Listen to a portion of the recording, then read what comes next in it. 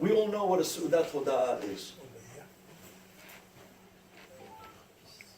Su'udat Hoda'ah is a thank you to Hashem for a person who was put in a position where his life might have been in danger and on the line, and Borei Olam, in his incredible Rahmanut, sent an amazing Yeshua and saved the person's life, graved them out of harm's way.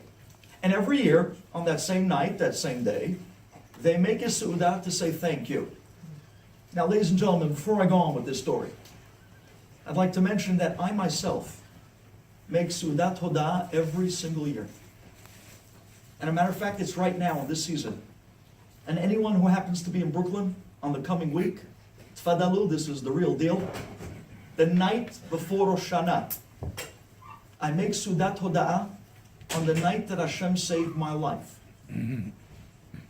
I didn't come here tonight to tell you the entire story, but just to give you a little bit of a taste, a little bit of a tom of what a Su'udat Hoda'ah is all about. And I do mean the invitation to be extended in truth. In the year 2009, in their years, it was the night before Rosh Hashanah, and I was leaving Brooklyn, and I was driving back to Lakewood, because in those days, I was still commuting every day, every Shabbat to Lakewood, from Lakewood to New York. It was the night before Rosh Hashanah. I finished giving a Rosh Hashanah class, and after our beat, I went out to my car to leave. A gentleman by the name of Rico, the guy that runs the CDs in the Syrian community, he comes running up to me and he says, "Rabbi, before you leave to Lakewood, wait." And he hands me about 300 CDs of different classes of the last few years of mine. And he says, "You're going to Lakewood anyways? Do me a favor. It's right before Yom Hadin. This is the time that people are listening. When you get to Lakewood, just put it out in a few shuls. People would like to hear it." I said, "Okay." I take the 300 CDs, I put it in the passenger seat right next to me. I start driving out that night to Lakewood. The last memory I had that night was a police officer's face as he stuck his head into the driver's side window of my car and looked at me straight in the eye. And he said to me, "Are you alive?" And I said, "Yeah. Why not?" You see, I didn't know that that night on the Garden State Parkway, as I was going about 80 miles an hour, the car, somehow or other, I have no clue till this day how, the great chesed of Borei Olam, the car went off the highway and dropped 104 feet to Washington Avenue that runs underneath the Garden State Parkway in Sayreville, New Jersey. The car hit concrete and kept going. Toyota Camry, huh?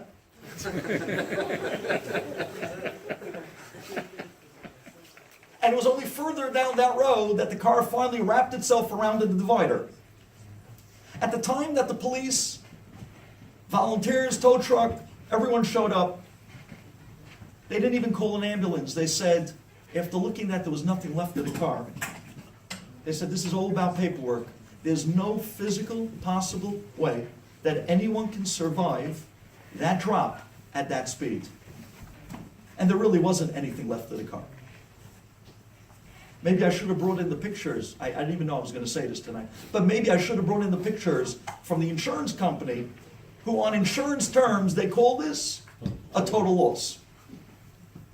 Where the back of the car and the front of the car was completely crunched in like an accordion. And the only thing left to that Toyota Camry was the front seat and the passenger seat. And that's it. They sat there for 15, almost 20 minutes. And they just waited, filling out paperwork, till one lady, volunteer from Sayreville, suddenly gives a scream. And we know the story from the tow truck guy, who tells it over later on to one of my family members. One lady volunteer says, "Hey, there's somebody moving in that car. There's some life there." And the cop said, "What?" The cop ran up to the car, broke the passenger side window, stuck his head in, looked me straight in the eye and said, "You're alive?" No. And I looked back at him and said, Yeah, why? I didn't even know I was in an accident. And a moment later, I blacked out again. That's the only memory I have of that night. The next morning, I wake up in Robert Wood Johnson Hospital in Sayreville, New Jersey. And I look around my bed and I see all my guys from the shul, all my talmidim, my parents, my in-laws. And just then, my brother comes walking into the hospital room. He's coming from the junkyard. He went to the car to get my tefillin because it was in the car with me. He came to the junkyard, and the tow truck guy, the head of the junkyard, he comes running out and he says, "What are you looking for?" And he tells him the type of the car. He says, "Oh, that was last night's crazy accident. My condolences to your family on your loss." My brother said, "What loss?" "He's alive." The guy says, "What? What do you mean he's alive? There's no way that you can be alive." He says he went 80 miles an hour and dropped 104 feet. He says not even a stuntman can survive such a drop at such speed. He's alive? He says, "Yeah, he's alive. And I'm coming right now to get his religious articles from the car." My brother goes over to the car, whatever was left of it, just basically the driver's side.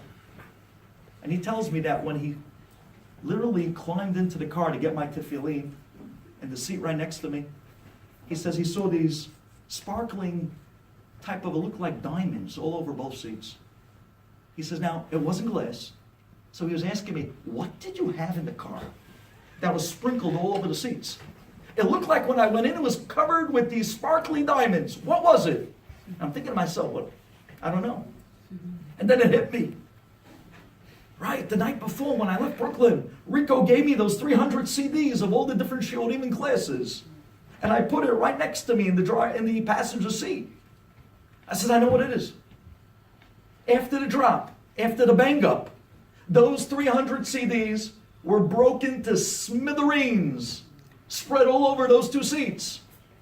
And he says to me, "Yeah, they were gone, destroyed, crushed, except for one." And he reaches into the bag and he pulls out one Pach Shemen, one CD. And he shows it to me. And I look at the title of the CD, not even a scratch. And it says, "Where is your bulletproof vest? Where is your pair of tzitzit?" And I realized that night what took place. Yeah. I fell 104 feet at 80 miles an hour. But Borei Olam caught me in a pair of tzitzit, a shmirah that money cannot buy. And when I got to that hospital, after MRI, after MRI, after MRI, the doctors couldn't believe it. I came out of that situation with a sprained thumb. Erev Rosh Hashanah, Robert Wood Johnson Hospital. And gentlemen, I came here tonight to tell you, Kol atzmotai tomarna Hashem mi chamocha.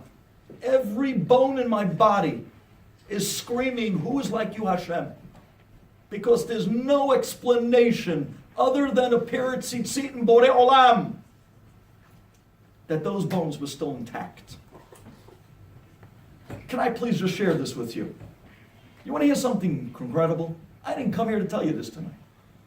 All of this was just because I mentioned the Sudat Todah. I want to tell you I have a Sudat Todah coming up in 2 nights. You're in Brooklyn, Tfadalu, 2219 East 7th. I mean it. We open the house to everybody to come and be mit'orer biyachad the night before Rosh Hashanah on this incredible Sudat Todah. In the hospital, there was a lady in the next bed, and there was a curtain between us. She was an Indian lady, there with her husband. And I remember that the doctor comes walking in, and the doctor walks up to her bed, and he says to her, "Ma'am, don't worry. Although the first operation didn't succeed, but the next operation is going to work. And I'm convinced that you still have a 50% chance of walking again.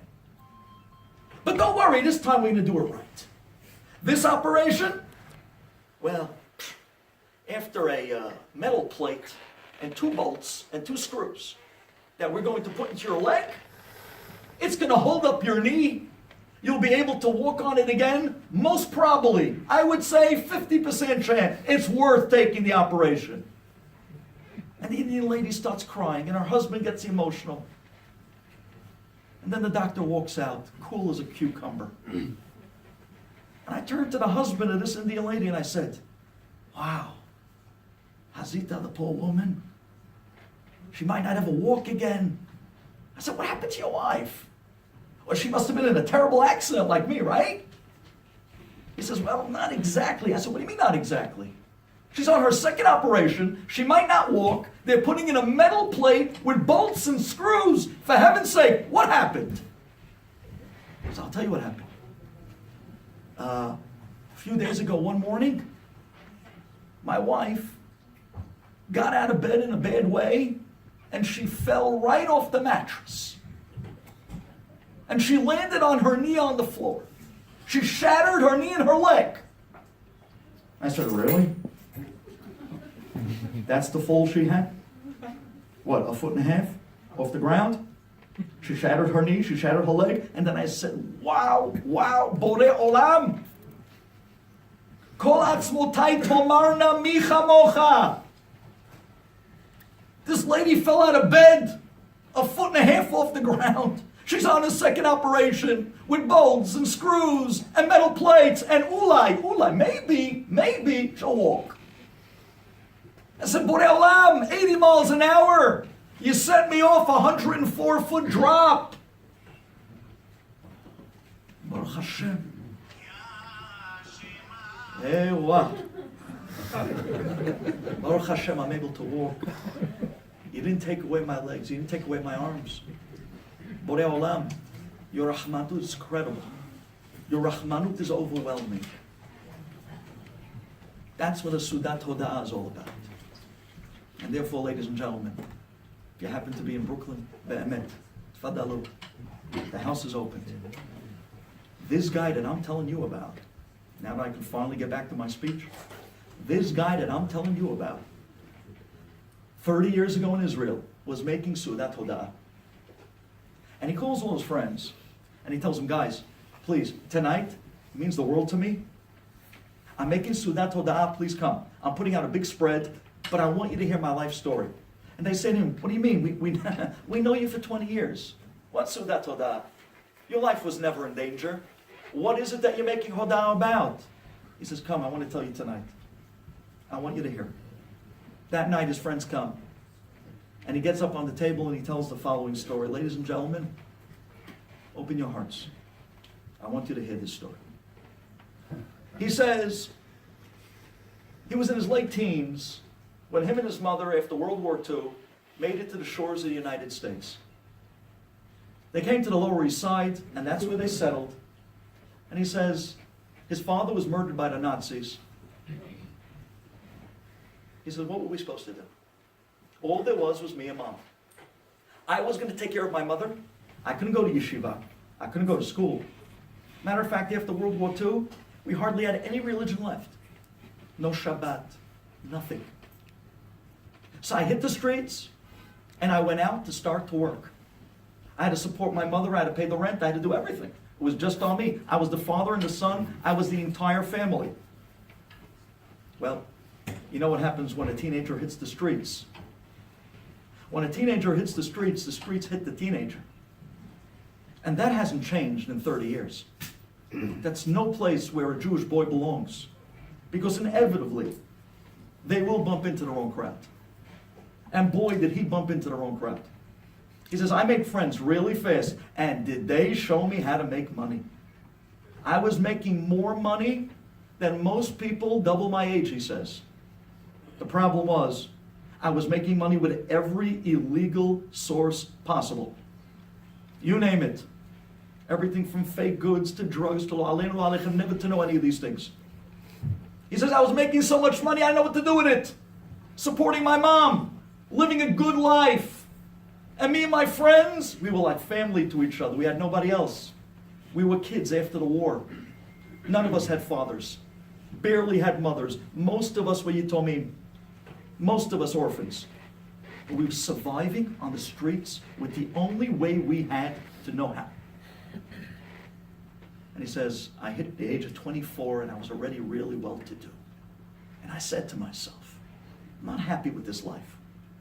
This deal, this last deal, I had a big one. This was a big fish. This last deal is going to be my last deal. After this deal, that's it.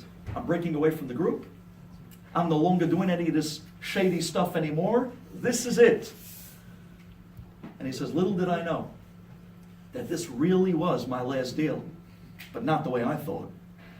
You see, because the buyer that I was working with, and we made that rendezvous point where we met in some parking lot on the outside of the Lower East Side of Manhattan, and I brought the goods and he brought the money. I handed him the goods, he handed me the attaché case, and just then he opens his jacket and he shows me his badge. Little did we know we were in the middle of an FBI sting operation. And he looked me right in the face and said, FBI, you're under arrest. He says, at that minute, he told his friends, my head started to spin. I said, what? No. Those things don't happen in real life. That's for the movies. This is really me. This is really happening to me. At that moment, I realized I'm done. They had everything on me. They had wiretaps. They had recordings. They had pictures. They had witnesses. They had everything. I was done. I was looking at life imprisonment. I had no shot. But I had money. Oh, did I have money? So I took my money and I went to the most prestigious firm in New York City and I went out and hired a lawyer that only money can buy. And I turned to my lawyer and he says, I'll never forget that day. I went up to the 52nd floor of a tower in Midtown and I walked into that plush carpeted office. And I looked my lawyer dead in the eye, an old polished coot of a lawyer, looking down on his manicured nails. And I said to him, what is this $5,000 retainer going to get me? Can you get me off? And my lawyer looked right back at me and said, kid, I'll be honest with you. I represented the worst criminals in the last 30 years. I've never seen a case like yours. They got everything on you. You don't stand a chance. I mean, I've never seen somebody so well baked. You're done, you're fried chickens. Okay, I get it.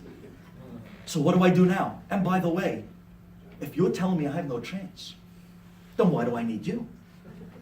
Why am I hiring you? He says, just then I was reaching for my check to pull it back.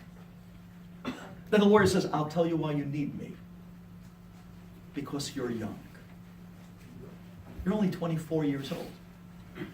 And because of that, I can get the judge to be merachem. I can get the judge to have mercy. Nobody likes sending a kid to jail for life. He could have had a future, a family, wife and kids. No judge wants to take that away. Maybe I can get him to give you another chance. Only because of your age. But as far as the case goes, there's nothing to talk about. Maybe we can minimize the sentence from life imprisonment to maybe 10 years with parole, with probation. And believe me, that's a miracle. That's why you're paying me the big bucks. I looked at the lawyer and I knew he was right. And because of that, I hired him. He says, I got out of that building, went back to the Lower East Side, and I was walking the streets aimlessly. I was looking for a bridge to jump from. My life was over. I'm done. The best lawyer in New York is telling me I have no shot. They have everything. It's okay. It gets us in the mood of silly hope.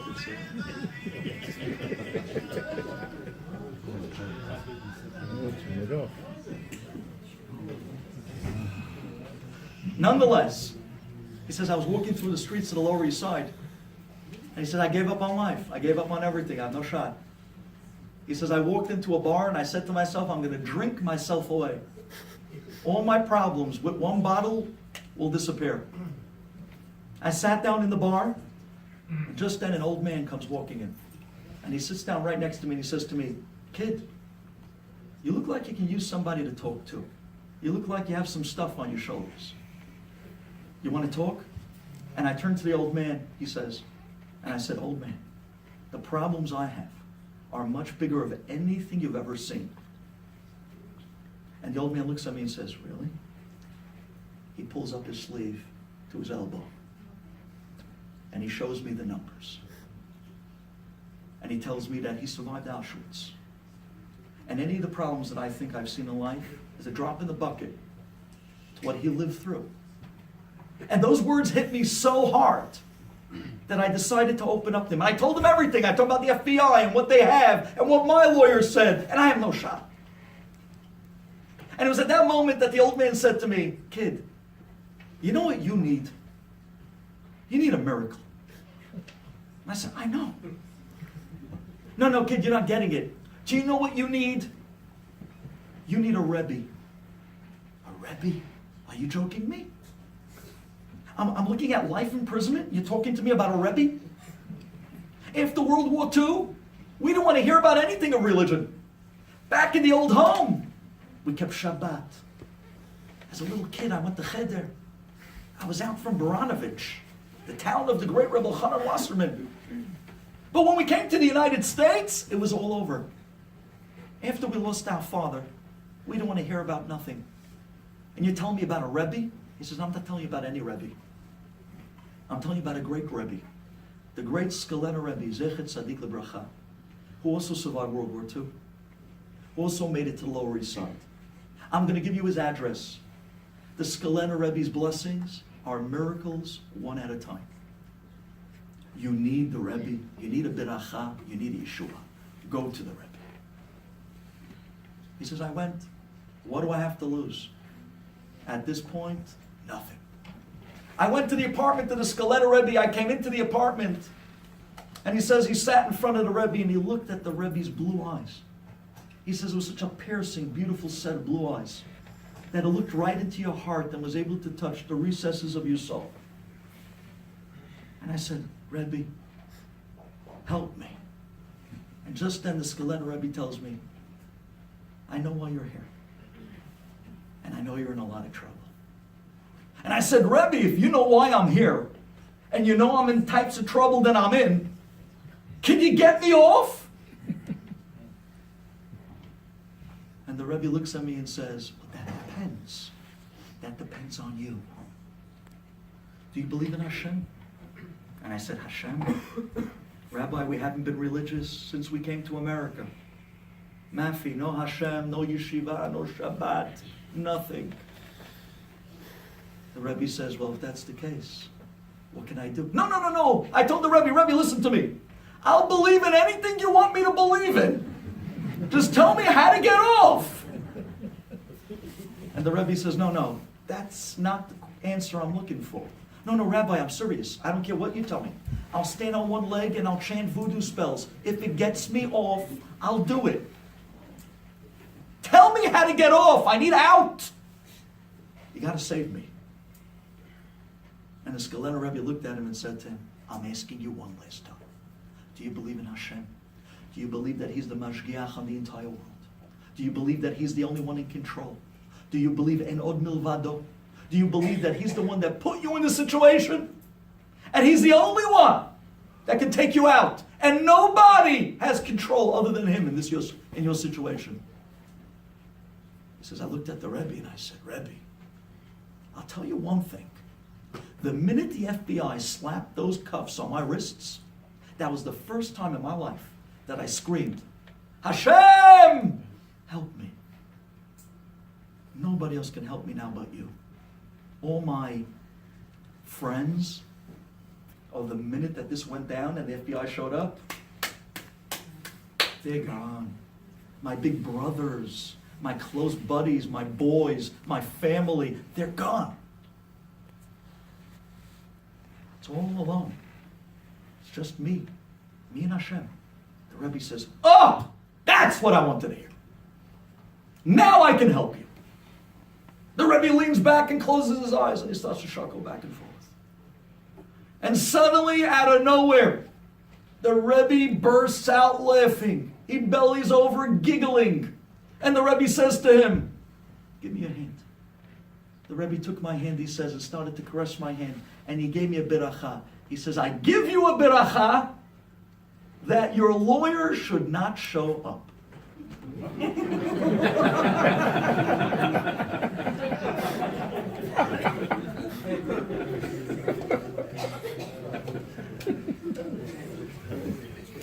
And I turned to the Rebbe and I said, Rebbe, I just paid the guy $5,000. Can he at least show up? I don't have too much confidence in him because he himself told me I'm no shy. But I just paid him big money. Can he show up? The Rebbe is giggling and laughing. He says, no. He says, I give you a beracha that your lawyer should not show up. And with those words, the Rebbe gets up and escorted me to the door, and I left. 2 weeks later, the morning of the big court case, he says, I walked into the courtroom, and the pachad of din. You see the judge. You look at the jury, and everybody in the room, and it looks like everybody's against you. And you're sitting alone on that defense stand, and there's nobody in your corner. Nobody. He says, I closed my eyes and I said, Hashem, I have nobody but you. And just then the judge began the proceedings. He brought down the javelin. Ladies and gentlemen, I'd like to start the proceedings. The state of New York against Mr. So-and-so. Can the attorneys please approach the bench? Opening comments. Just then the judge looks at the prosecutor, and then he looks at me as if to say, where's your lawyer? And I looked at the judge and I said, he's not here. Just like the Rebbe said, he's not here. The judge looked at me and said, is this a joke? Do you know what they have on you? Do you know what you're facing? You're facing life imprisonment, kid. What are you laughing? No representation? We're going to walk you right out here in cuffs. And I said, Your Honor, please, I hired the best lawyer I can get my hands on. Please, it's not my fault. The judge says, okay, listen, kid, I'm going to give a 5-minute recess. You go to the side room, you use my private phone, you call your fancy schmancy firm, and you find out where's your high-paid lawyer. I'm going to give you 5 minutes. And then after that, I'm sending you off. Okay, Your Honor. I ran into the side room. I called up the firm. I got one of the partners on the phone. What is going on? My life is on the line. Where's my lawyer? Just then the partner says, oh my gosh, I'm so happy you called. I was so trying to get through to you. Your lawyer got into an accident on the way to the court today. But don't worry, he's okay. Don't worry. Don't worry, he's okay, but what about me? My life is on the line here, I need a lawyer. Well, that's the thing. We were trying to get you another lawyer, but don't worry, we got somebody. We sent them right away. Somebody? I don't need somebody. I need a really great lawyer. He says, yeah, don't worry, he's great. And just then he hangs up. I come out and I tell the judge, Your Honor, my lawyer got into an accident, but don't worry, they're sending me somebody. And 5 minutes later, that somebody shows up. The back doors to the courtroom opens up. And in walks this young-looking kid in a suit with manicured nails and a little cocky smile. And he's walking like...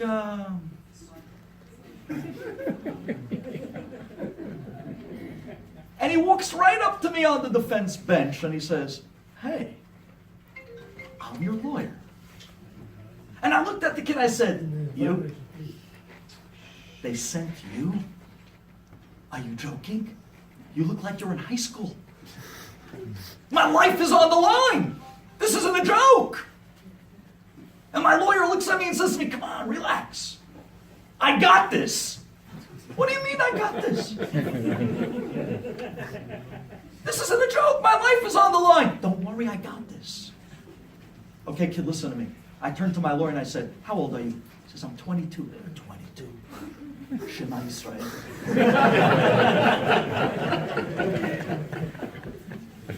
Tell me, how many cases did you win? I'll be honest with you. This is my first case. But that's why I'm going to try harder, he tells him. But don't worry, I got this. I said, you know what? I see that Hashem is running everything way beyond the norm. I just sat back and said, Hashem, listen, you want to take me? Take me now. And it was at that moment that I signaled to the judge and I said,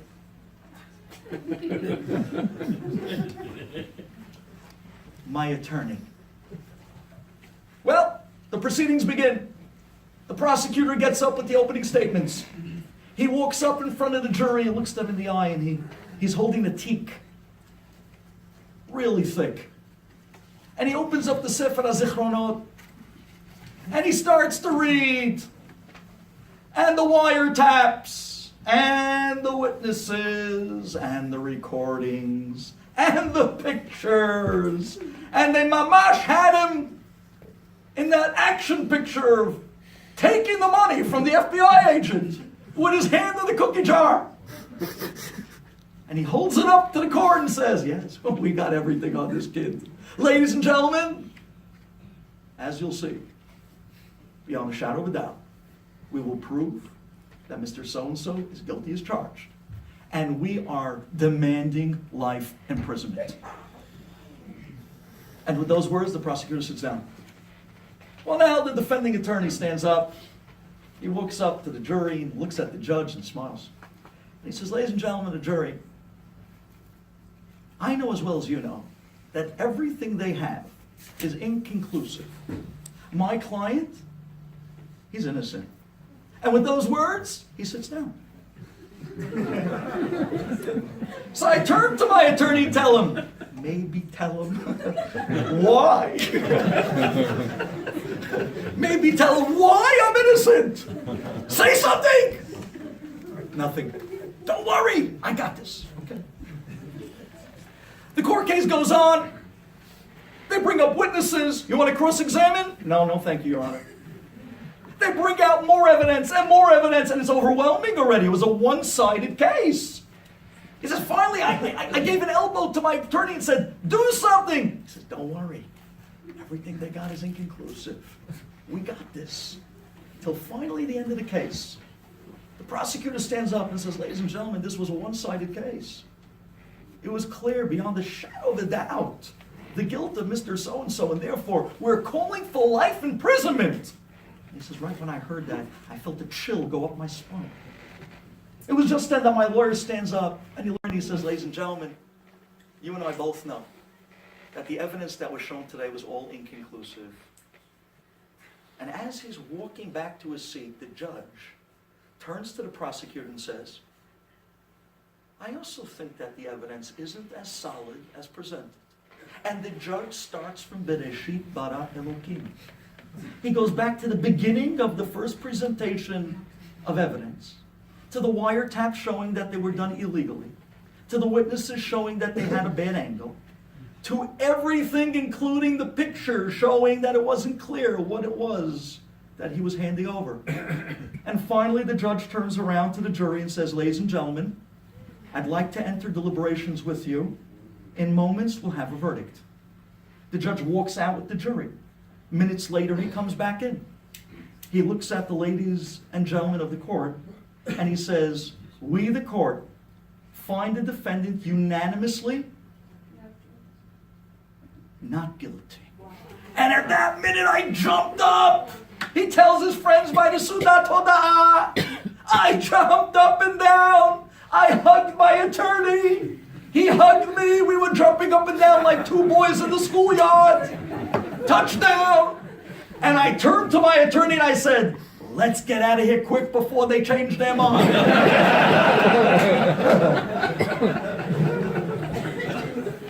And we ran out of that courtroom. And the both of us ran right into the elevator. And I turned to my attorney and I hugged him again and I said, I don't get this. I don't get it. But please, kid, Tell me, how did you win that case? And he looks at me and smiles and says, oh, come on. The judge is my grandpa.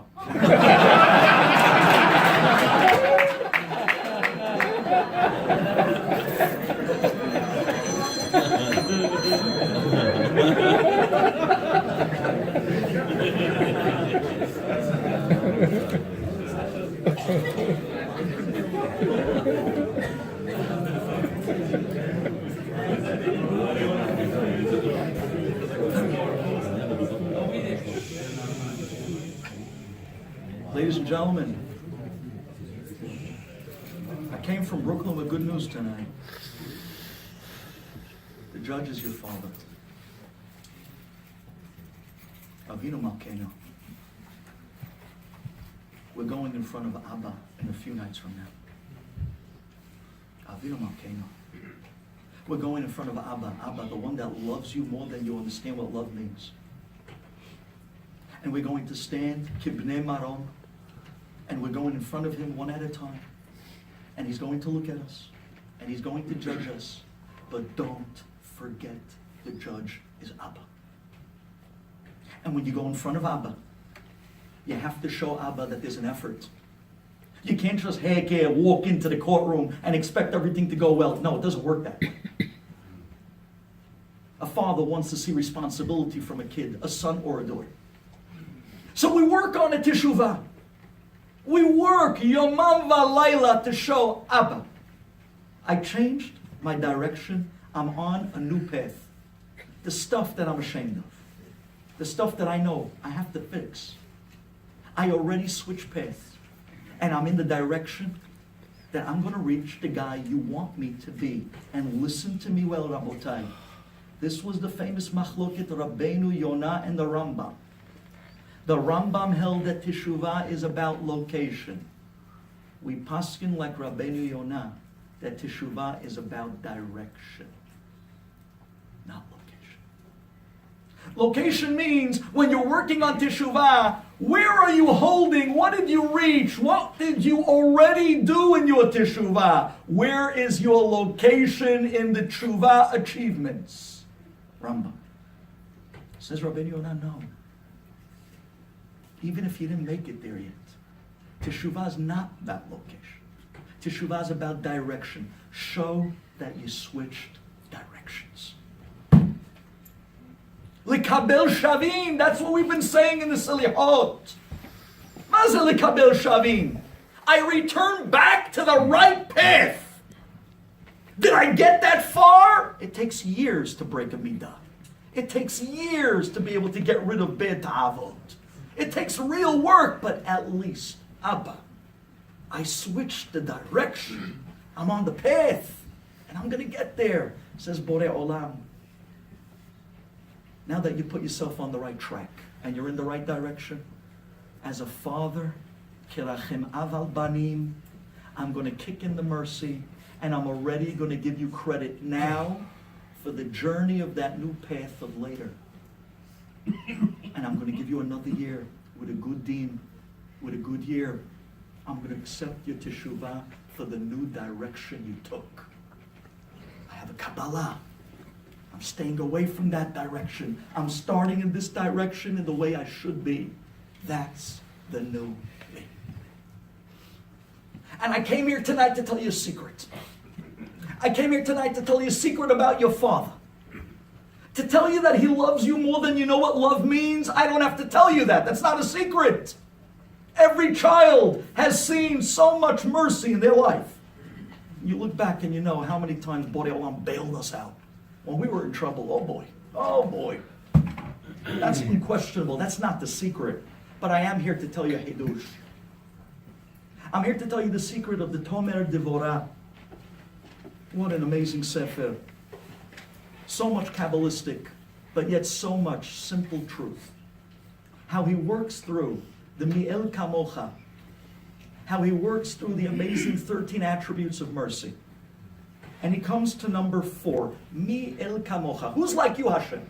Noseh avon ve'over al pesha. Hashem, what's the secret? How do you carry the averot from year to year? How do you move past everything that was done wrong? You know what the answer is? L'she'erit nahalato. What does the words l'she'erit nahalato mean? Says the Tomei Devorah. I want to tell you a secret sod. L'she'erit, in the words of Torah, she'er. That means a family member, a relative. L'she'erit nahalato. Mi el kamocha. Noseh avon v'over al pesha. You know what the secret is? L'she'erit nahalato. Because I'm related to you. Because you're my relative. Because I'm your father. Because you're my son, you're my daughter. And the way we act with relatives is very different than the way we act with a stranger. You ever heard the fancy English word, nepotism? Where suddenly when it comes to your own family member, we don't see anything wrong. We're there quickly to protect. We're there quickly to defend. We only see the good sides. We don't see the bad sides. Someone starts up with our brother, our sibling, our father, our mother. Suddenly we go into defense mode. Before they can even get the allegations out, we're already defending. That's l'she'erit nahalato. Hashem says, you know how I do this year after year? Because you're my relative. Because I'm your relative.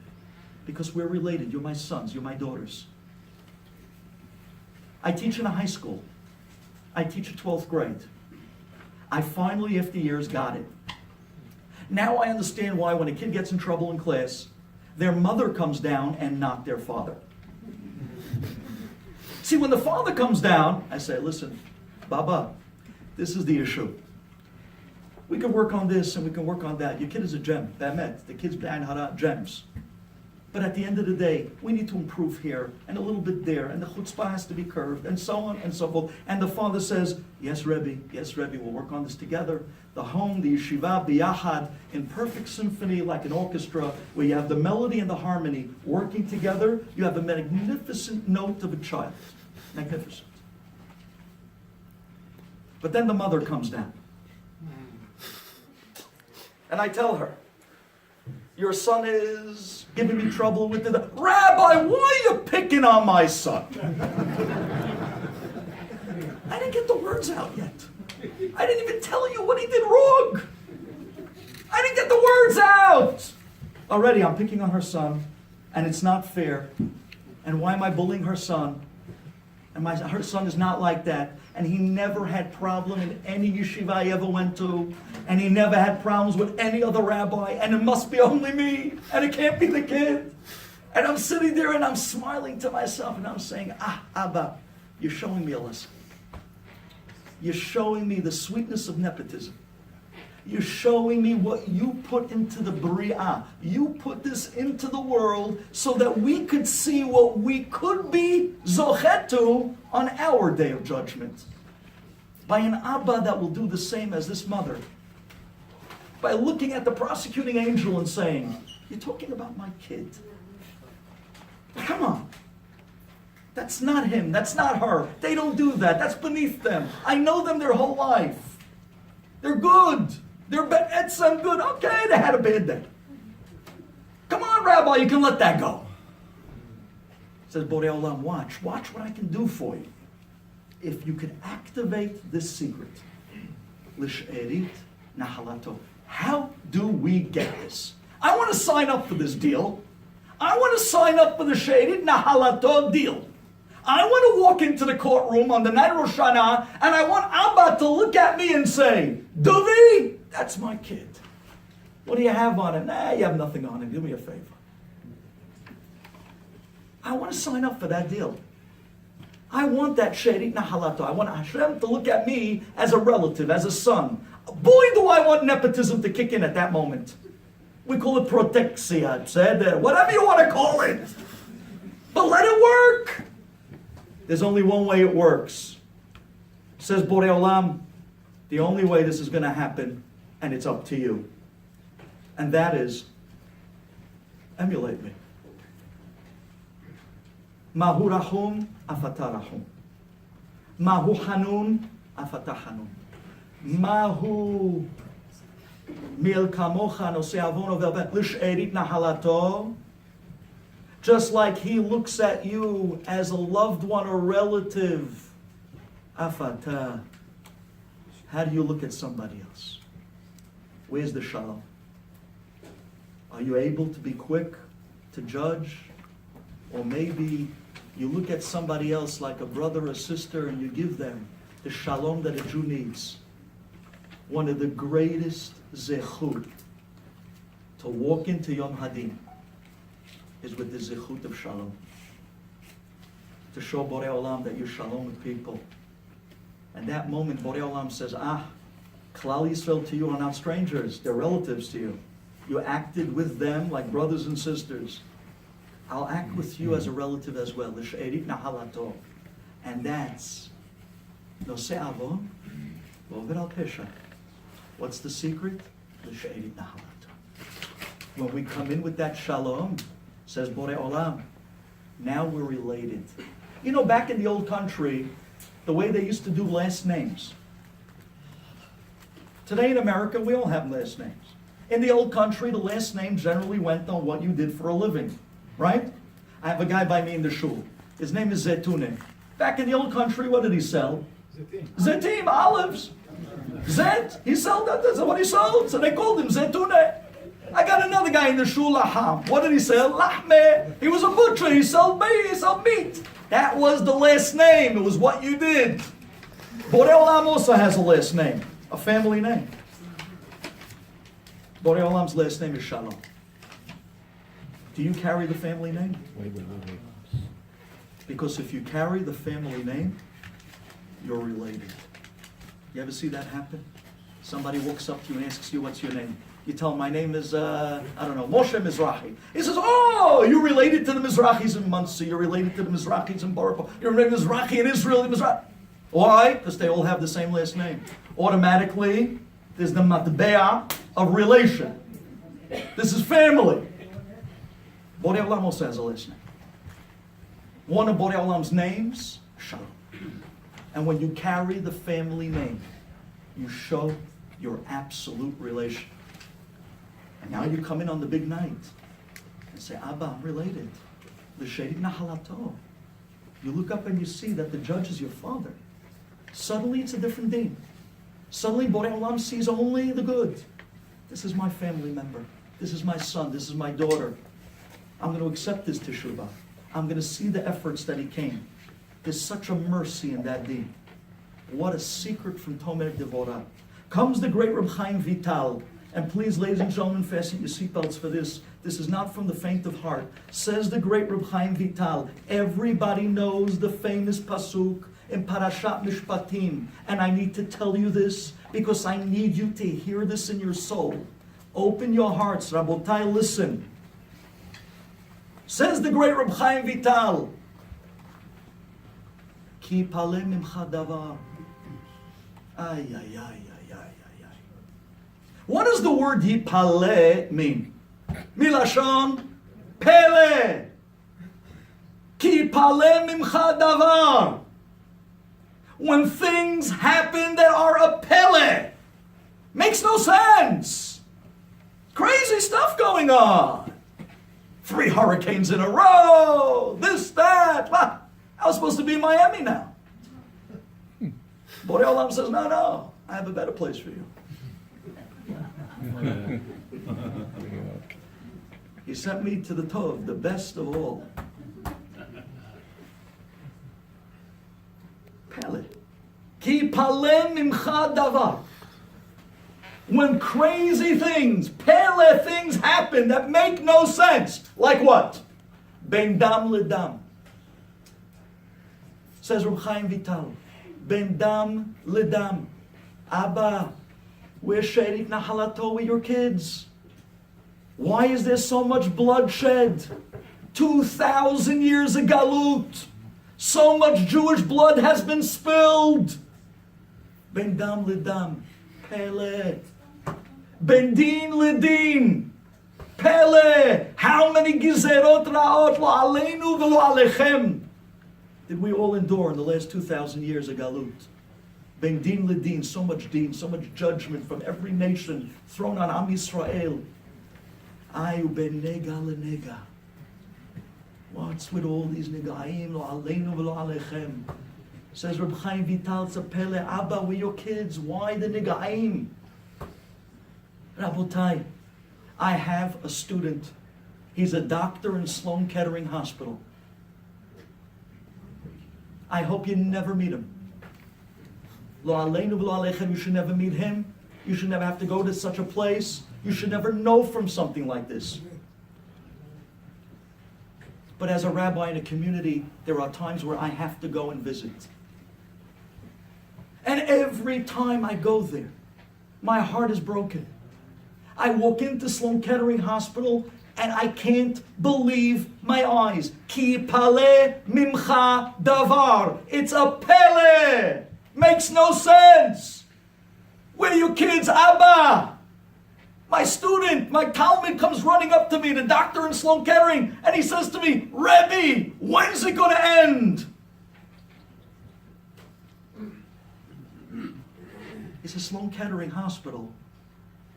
It serves the United States as one of the top cancer centers in the United States. It's serving almost 250 million people, goyim. How many Jews are in the United States? 15 million? Religious Jews, how many Jews are there? The other ones, we don't know what happened to them, but at least the religious Jews that we know about. 15 million, 18 million, 20 million. So I have 250 million goyim, and I have 20 million Jews that this hospital is catering to. So what does that mean? What's the percentage of us to them in population? What are we? 0.01%? Something like that? So then how come when you walk into Sloan Kettering, 27% of the beds in the hospital is occupied by Jews? Pele. Doesn't make sense. Zelolech. The numbers don't work. Why so much mahala by us? Benega lenega. What's with all, God forbid, the nega? Why are we suffering? Abba, we're shading nahalato. We're your kids. We're your relatives. Why the dam? Why the deen? Why the nega? Answers Borei Olam. There's one answer. The answer that explains the Pele. The Pele of the blood. The Pele of the Gzerah. The Pele of the Mahalot. There's one answer. The next three words in the Pasuk. Divrei Rivot Bisharecha. Ma ze Riv?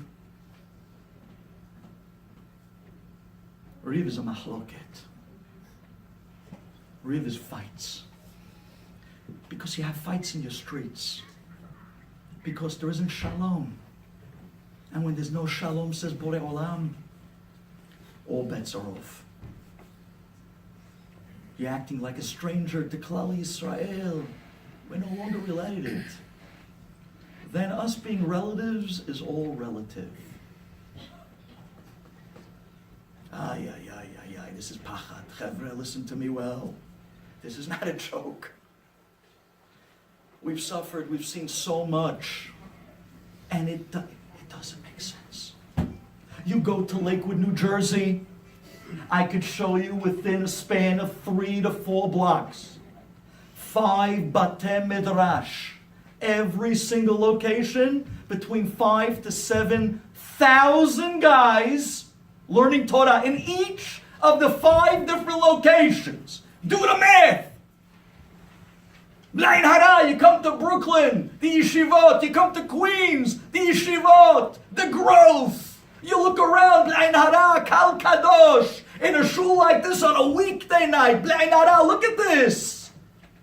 People are mivakshim, they're thirsty, they're growing. There's so much Torah. What happened to the Shmira? The Torah is magne umatzle. We have so much Torah. Why are we still in this galut? We had MetLife Stadium, 100,000 people showing up to Siyum HaShas. We had Balei Batim walking in with smiles that they're on their third to fourth time finishing Shas. We have guys going on the LIRR every day. We have guys going on the train with a little iPod the size of a pack of chewing gum with the entire Shas on that little device. And the best rabbis in the world giving over the shiurim. And they're sitting there going through the daf on the train in the morning by the hundreds. We have so much Torah. Why are we still here? Why are we still here? And the answer is, it's a pele, isn't it?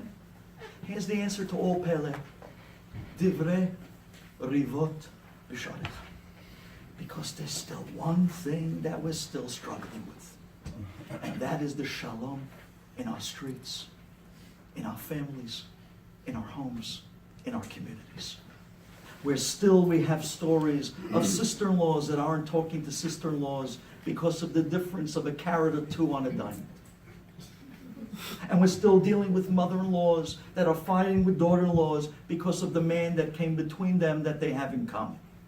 And we still are fighting with brother-in-laws that went into business together, and somehow or other, push comes to shove, too many cooks around the pot, too many opinions, and now the business breaks and they don't talk to each other for so many years, not going to each one's hatunot, missing out, they're watching other kids growing up, families broken, families stripped, cold wars over a little pride, over a mahloket, and the fire of the mahloket continues to burn.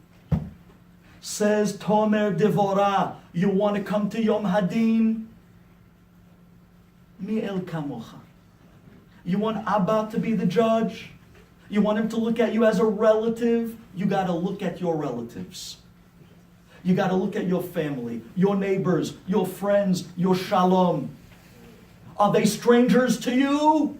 Then Abba says, if you're a stranger to others in Klal Yisrael, if you're in a fight with others, then how can I be a relative to you?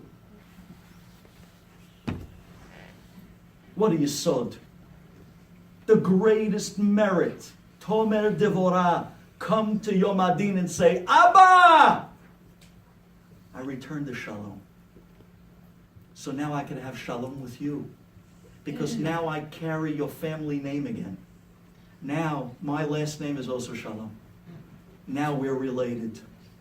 Now look at me as a relative. She'erit nahalato. Now mi el kamocha noseh avon ve'over al pesh. The one of the greatest zechut is the zechut hashalom. Im yesh shalom, yesh hakol. Aval im en shalom, en klum. Klum, mamash. I know people that are incredibly wealthy, living in wonderful big houses on Ocean Parkway, buildings, corporations. And there's no shalom in the house. And because of that, with everything they have, they don't sleep at night. Kids that don't talk to parents, relatives that don't talk to each other, brothers and sisters that don't get along. It's the worst of it all. Says Tomer Devorah, this is the secret.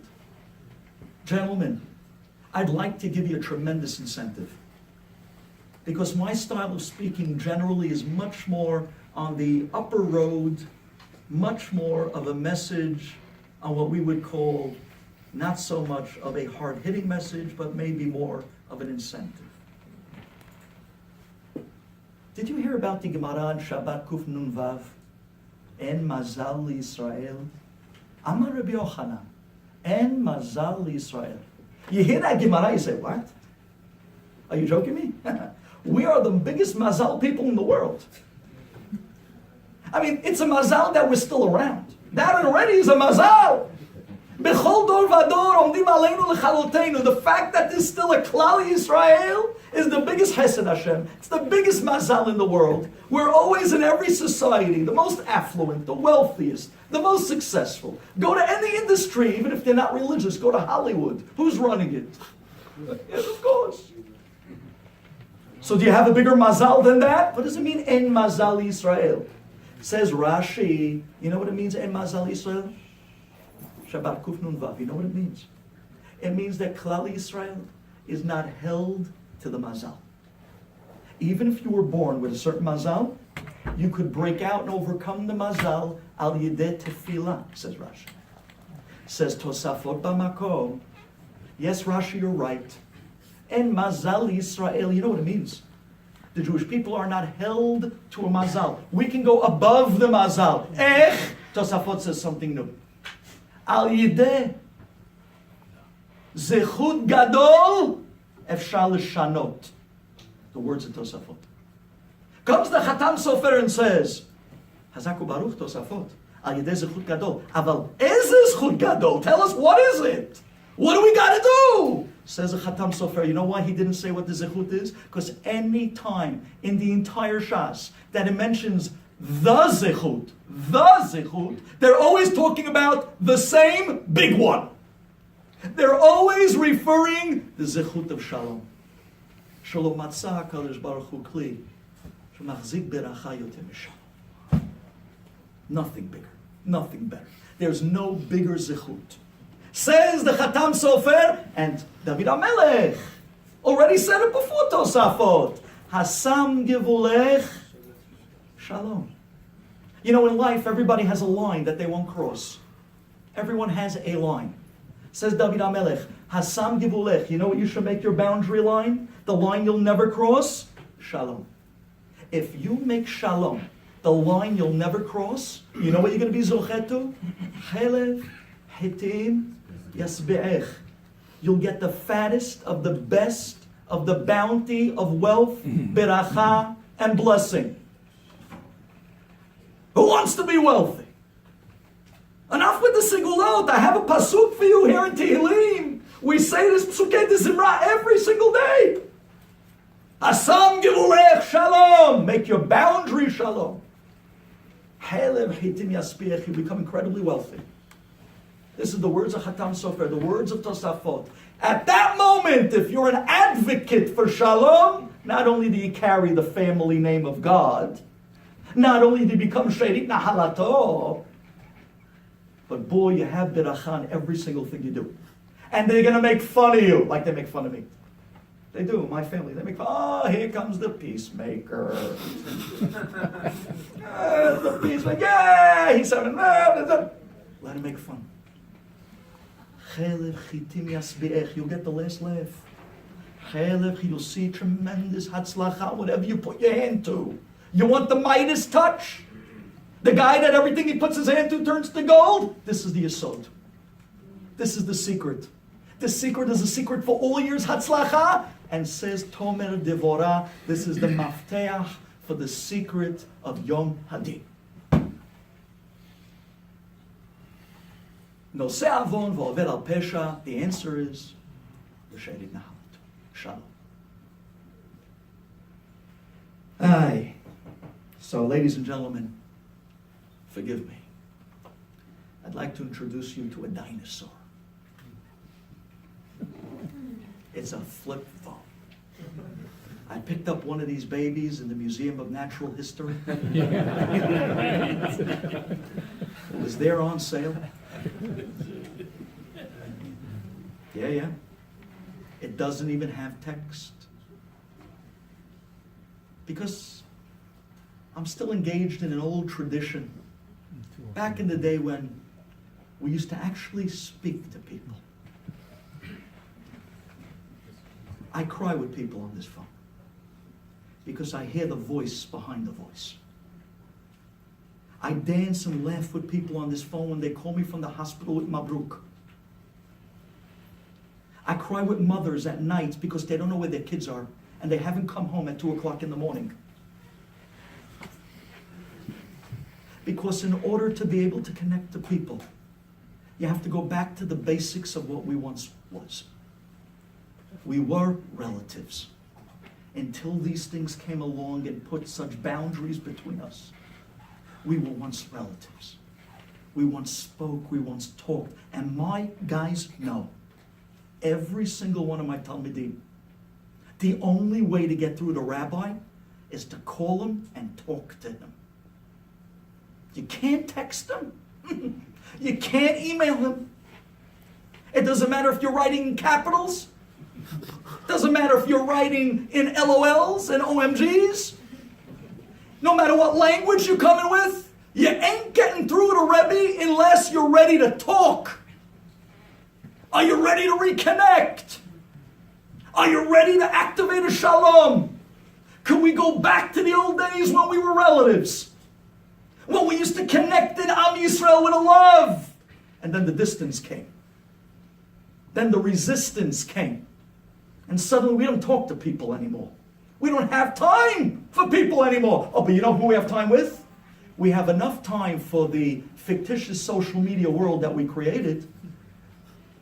A world that we're connected to, that likes us 24 hours a day. And they keep showing us tens of thousands of likes. And some of us have even the fictitious fantasy of walking around thinking that we're so popular and so wow. We feel like a rock star. I got 30,000 likes. Like I told once a kid in my class, wake up. You have 30,000 likes, but you have not one real friend.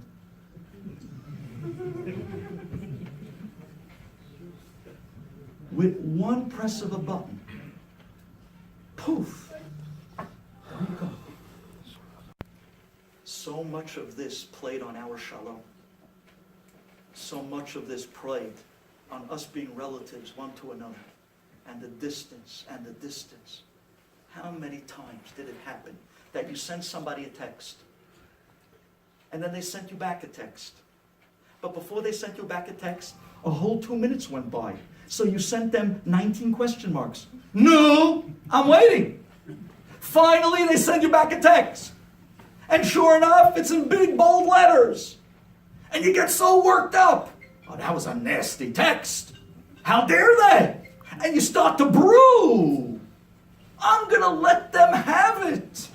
Now you'll see. Oh, you're going to see now what I'm going to send back. Oh, it's not good enough. I'm going to tell this to them. And we're calling and we're calling and we're calling. And finally they pick up. And we say, how dare you? How'd you talk to me like that? And the other person says, what? What did I say? What do you mean what you say? You just said this and this and this in capital letters. That means you were screaming.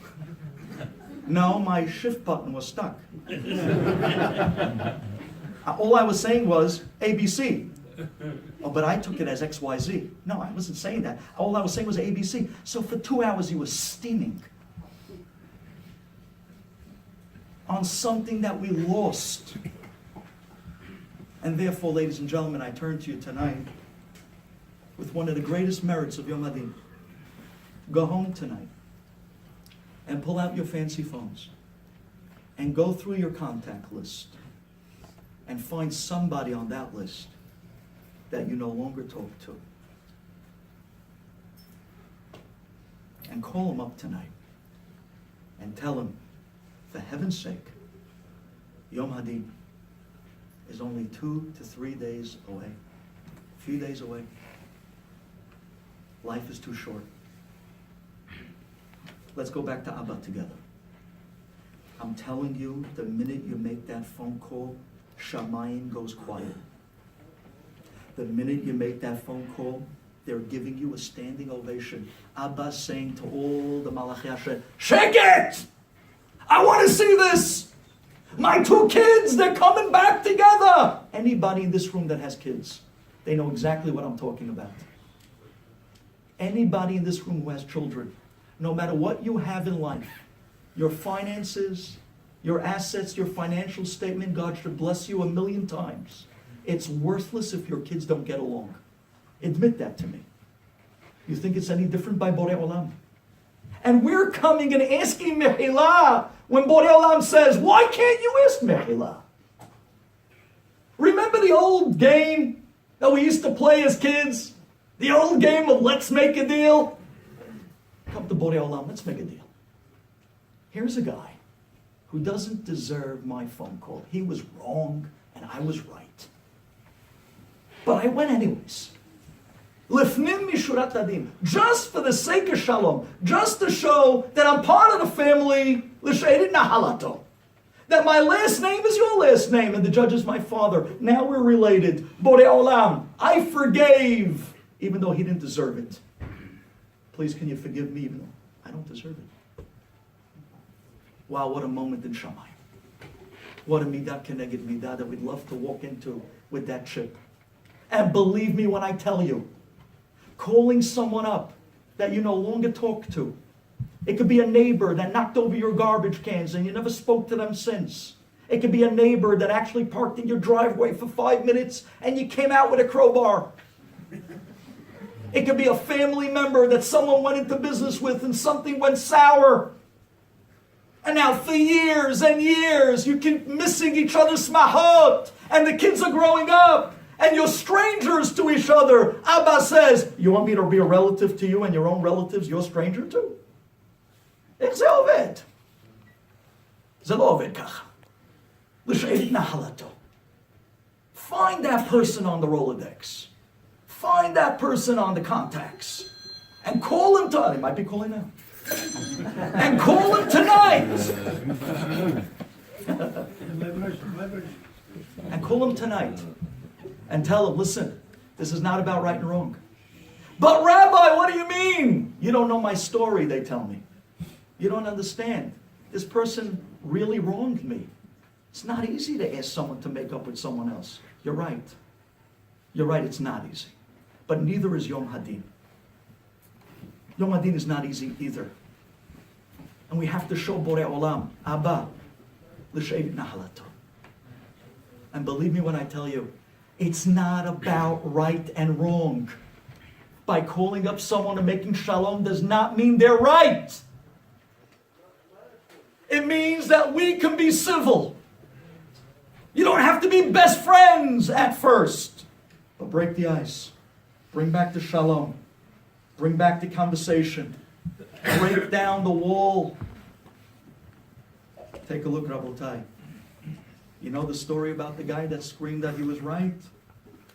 There was a guy walking across the street. He had a green light. I had the right of way. He sees a car coming 80 miles an hour, going up to the red, but the car is not stopping. Humph, he says. But I have the green, I have the right of way. He has the red. So I'm going to keep walking, he says. And he continues to walk across, till finally the car doesn't stop. And it hits him. And on his grave it writes, he was right. And now he's dead right. Don't be dead right this Rosh Hashanah. Let's find somebody tonight on that contact list and call them up and say, hey, life is too short. Yom Hadin is right around the corner. Please be mochel me and I'll be mochel you. So I can come in together with you, l'she'edit nahalato, holding the family name of Shalom. I'm sure everybody here heard the rabbi of Art Scroll. He was actually visiting once Rabbi Moshe Feinstein, Zechet Tzadik Lebracha. And I'll close. Rabbi Zlotowitz is sitting in Rabbi Moshe Feinstein's living room. Rabbi Moshe's in the study. And there are two businessmen fighting out a court case. And he hears this guy screaming his ta'ana, the other guy screaming his side. They're fighting back and forth and back and forth. Finally, Rabbi Moshe Feinstein gives his psak. He turns to one guy, you're right, and you're wrong. Both gentlemen, they said, Rabbi, we both decided, whatever you say, we're going to agree to. If this is your psak, if I'm wrong, I'm wrong. He's right, he's right. Mikubal, no problem. They get up to leave. Rabbi Moshe Feinstein jumps up. Rabbi Moshe wasn't a tall man, he was a small man. But he was a giant. Rabbi Moshe runs up to the two guys, grabs their two hands, and he puts them together. And he says, before you leave, he turns to the guy who lost the court case, and he tells him, you first be mochel him. And if you're mochel him, you can go. The guy says, Rabbi, come on. What do you do you mean mochel him? This isn't personal. It's business. We're businessmen. We always do this. We fight over every nickel. Rabbi, come on. We agreed. Whatever you say, we're going to do. Why are you making it personal? It's just about business. It was a money case. It was just Hoshem Mishpat. It's not Ben Adam Mehavero, he tells him. It's just Hoshem Mishpat.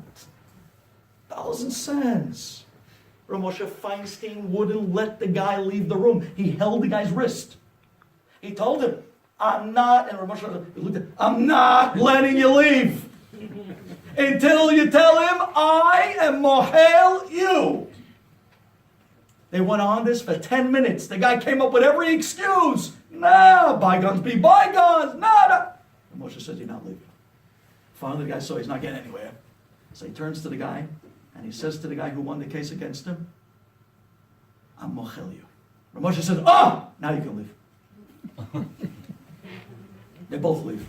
Rabbi Zlotowitz comes in. He says, Moshe, what was that? I don't understand. Why'd you hold that? It was a business case.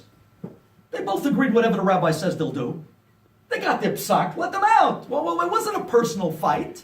This wasn't a family vendetta. It was a court case on business. And Moshe says, I guess you don't know the Rabbeinu Bachya in Parashat Vayechi. Rabbi Zlotowitz says, which Rabbeinu Bachya? He says, Rabbeinu Bachya writes, Chevra, look this up tonight. Writes Rabbeinu Bachya that after Yaakov Avinu died, the brothers came back to Yosef a second time. And the brothers said to Yosef, Yosef, please, we're begging you, be mochel us, that we sold you as a slave to Mitzrayim. Look at the psukim. Says Rabbeinu Bachya, you know what Yosef said? No, me Hashem yatsa hadavar. Hashem wanted me to come down to Mitzrayim lishbor ochel. Hashem wanted me to be here to save the world. Only because of the years of famine and galut and klal Yisrael. Yosef told them every excuse in the book, but he never said, I'm mochel you. Writes Rabbeinu Bachya, lule backwards is elul.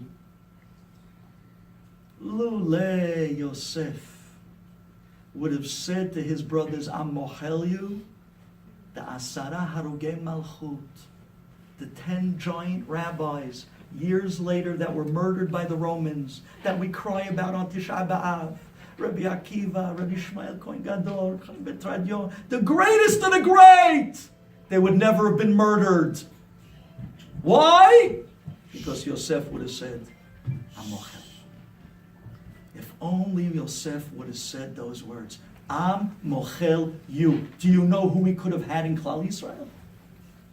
Says Rav Moshe Feinstein to Rabbi Zlotowitz, that's what Rabbeinu Bachya writes. We would never have lost Asar Harugei Malchut if he would have just said, Am mochel. And says Rav Moshe, you know what I say? If Yosef would have said, I would mochel you, he says, Yitachen, the Bet HaMikdash would never have been destroyed.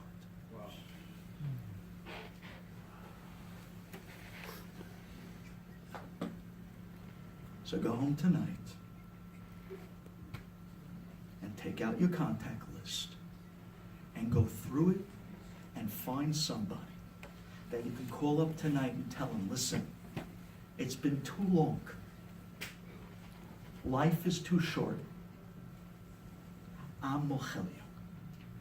Could you be mochel me so we can go into Yom Hadin, l'she'erit nachalato, with God's relation and the last name, Shalom.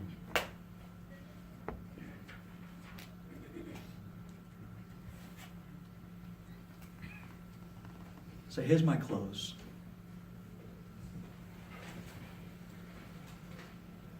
My brother, Rabbi Ari, that many of you know. I wasn't going to close with this, but you know him, so I decided to go with this instead. Because me Hashem, ane lashon, you know that. It's all him. Rabbi Ari has a brother-in-law by the name of Yisrael David. Yisrael David is to say that he's a people's person is like the understatement of the year. He's a tour guide. Anybody that meets this guy loves him. He takes people all over Israel, but it's not just about the tour guide. He makes every place come to life. He's an incredible talent. People love him. Yisrael David, was called by a nearby shul in the area in Jerusalem that they live, around Ma'alot Daphna area. This is a shul that was from the old timers of Jerusalem, and the whole shul is about 12 old men. Nobody's under the age of 75. They called up Yisrael David and they said, listen, we know that wherever you go, you're the life of the party. Hashem gifted you with such a personality. You know how to make things lebedik. You know how to make things wow. I'm asking you, we'll even pay you. Can you come to our shul, Simchat Torah? You know what Simchat Torah looks like in our shul? We're 12 men. We hardly can carry the sefer. We walk around, lie, and 15 minutes later, we're already doing the closing hakafa. And we feel terrible, but we need young blood.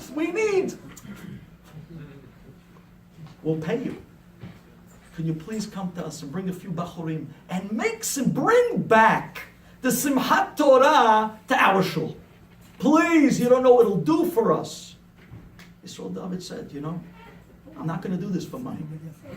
In yeshiva, there's 1,000 guys. I'm one in 1,000. But by you, I can make a difference.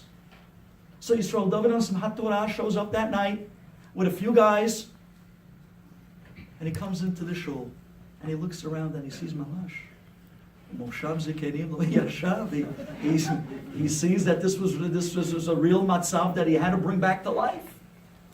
So Yisrael David looks at his friends and says, Chevre, tonight we're going to have every guy out of his chair dancing.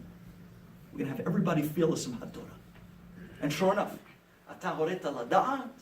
Yisrael David already was giving out the Sifrei Torah. He was helping everybody up from their chairs, getting everybody in position to dance, giving out the kibudim, and he starts singing and dancing like in the yeshiva, and his friends are with him, and each guy takes another man or two, and they're dancing together, and wow, did this work.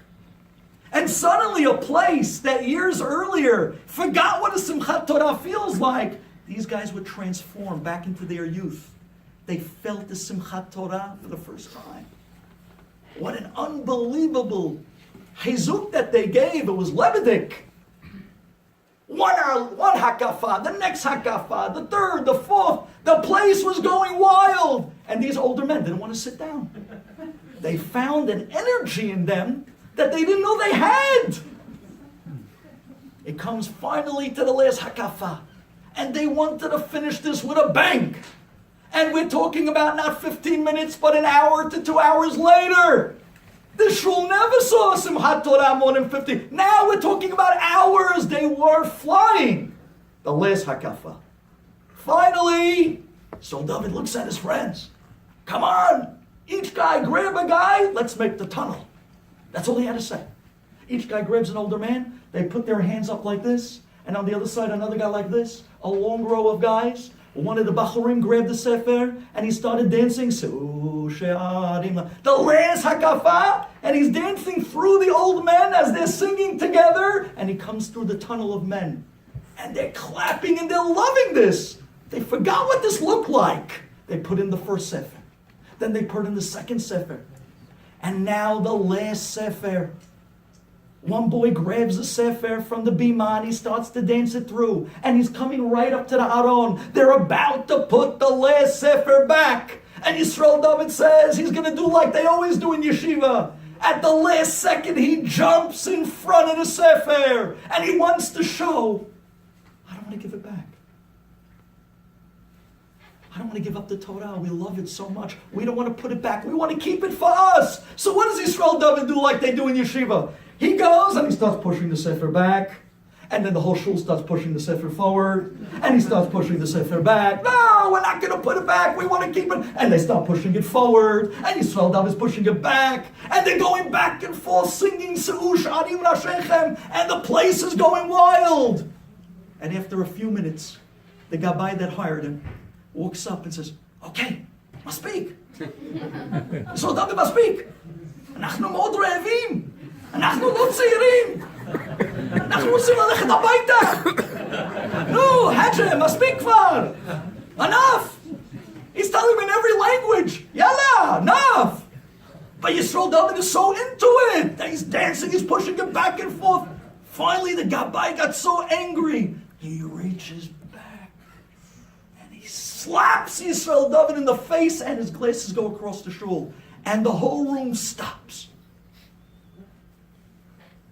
Everybody looks at each other, and nobody moves. Yisrael David looks at the Gabbai, and he cannot believe what he just did. And his jaw drops. He was dazed. He was amazed. He couldn't believe the guy slapped him in the face. After the whole night. Finally, Yisrael David gets back his composure. And now he's going to give something back to the Gabbai that he's going to remember. And just then, an old man comes running from the back of the shul, and he screams, "Wait! Don't say anything back, please!" And he grabs Yisrael David and he says, "Don't you know the famous story of Chaim Kanievsky Shalita? Don't you know the famous story about the lady who couldn't have kids for so many years? And Reb Chaim told her that she has no shot unless she finds somebody that was embarrassed in public." And they did not return, and they stayed quiet. That person has the koach of biracha. And that lady found such a lady by a wedding, and she begged her not to say anything back, and she gave her a blessing, and this woman had kids after almost 15, 16 years of being childless. Don't you know the story? Reb Chaim Kanievsky says, "Yisrael David, please don't say anything back. This is the moment. I have a son that's deathly ill. He's my only son. I'm begging you.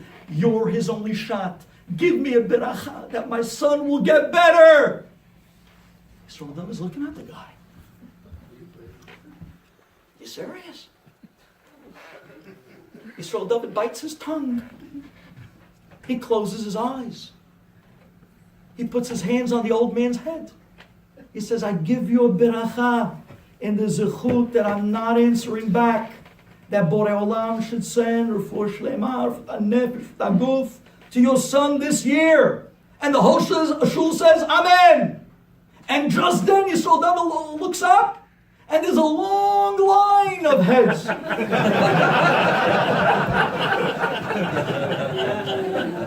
Going all the way to the back of the shul. The next guy walks up. "Please, I have a daughter. She's 29. She's not married. Please give me a shidduch blessing for her." Yisrael David closes his eyes. He says he felt like Baba Sali.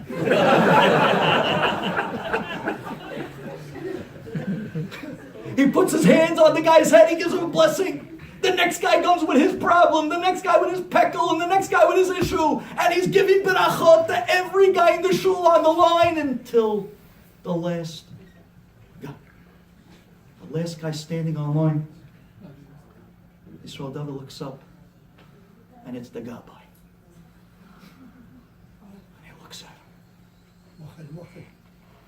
The guy that slapped him in the face, Rabbi, after he gave him a whole night of kochot. His glasses, he's still winking. His glasses are somewhere on the other side of the shul. He looks at the Gabbai, and he says to himself, "You? The Gabbai looks up and says, "Please, I feel terrible. But Yisrael David, I have a son who's 37 and never got married. I'm begging you, if you could find it in you to even be mohel me and not to say anything back and give me a blessing that he should get married this year. I'm begging you." Yisrael David says his arms dropped like lead. To be able to pick up those arms and give this guy, the slapper, a beracha. That's asking for too much. He says, mamash, he sat there working on himself till finally he says he felt like Moshe Rabbeinu by Amalek. He was looking for Yoshua and Caleb to raise up his arms. Kacha. He says it was so heavy, so difficult. Kazeh kashe la'asot. But he put his hands on the Gabai's head. He said, I wanted to squeeze his head. I was going to squeeze his head like a tomato, he says. But he said, I held it. And he says, I started to cry. And I said, Abba, I'm mochel. I did not return. I did not answer back. I did not say. In the zechut of this shalom, of this mechila, of this moment, please take off all the gzerot kashot v'ra'ot on this family. Please be mizaveg, zivug amiti to this man's son. Do you remember the dance I told you that Yisrael David did on the 7th Hakafah? That was the same dance he danced 6 months later to the night by the wedding of the Gabai's son. Im yesh shalom, yesh hakol. We're going into Yom Hadin with the greatest merit, with the last name of Borei Olam. Mil kamocha, no salvon v'avil al pesha. Here's the secret. The she'erit nahalato. Let's call up somebody tonight. Life is too short. Yom Hadin is around the corner. Tizku l'shanim rabot ne'emot b'tovot.